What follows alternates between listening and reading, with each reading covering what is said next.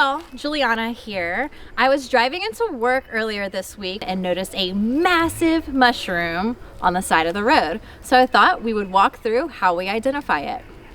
Now right away, taking a look at this fungus, I can go ahead and narrow it down. I know that this is some kind of chicken of the woods, but there are several species of chicken of the woods that exist here on Spring Island.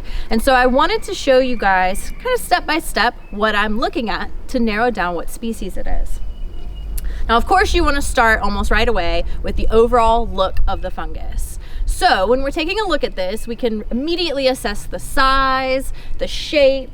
It's growing in a rosette pattern, which basically means it looks like the arrangement of rose petals in a rose.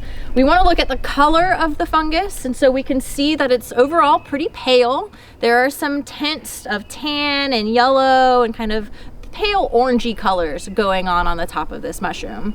We also want to break off a piece and flip it over so that we can look at the spore producing surface on the bottom of the fungus and see what that looks like. So in the case of this fungus, we see a white spore producing surface made up of pores. So it's not teeth and it's not gills.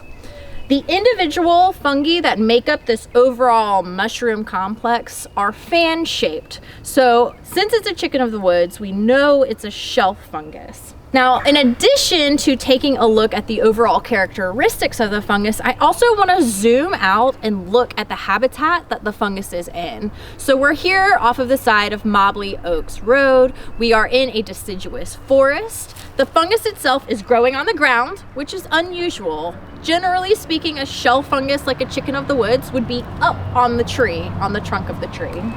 The tree that it's growing at the base of is an oak tree, and there's no obvious plant material that it's growing directly on, which leads me to believe that this fungus is tapping into the root system below the surface of the soil. So, knowing that we have two species that this possibly could be, we kind of take a look at all of those characteristics to figure out which one it is. The two species are Laetiporus cincinnatus, or the white-pored chicken of the woods, and the other species is Laetiporus sulphureus, or just the plain old chicken of the woods. We know that the spore surface here is white. We know that it's growing on the ground. Those two characteristics mean that this is a Laetiporus cincinnatus. This is the behavior of how they grow. They don't grow up in the trees like the other chicken of the woods, which is a Laetiporus sulphureus.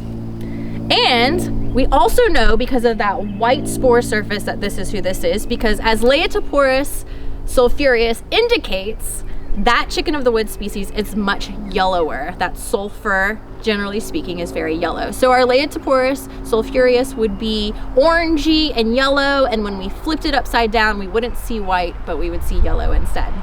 So while you're out and about on the islands, be on the lookout for chicken of the woods. See if you can tell whether you're looking at a white-pored chicken of the woods or a chicken of the woods.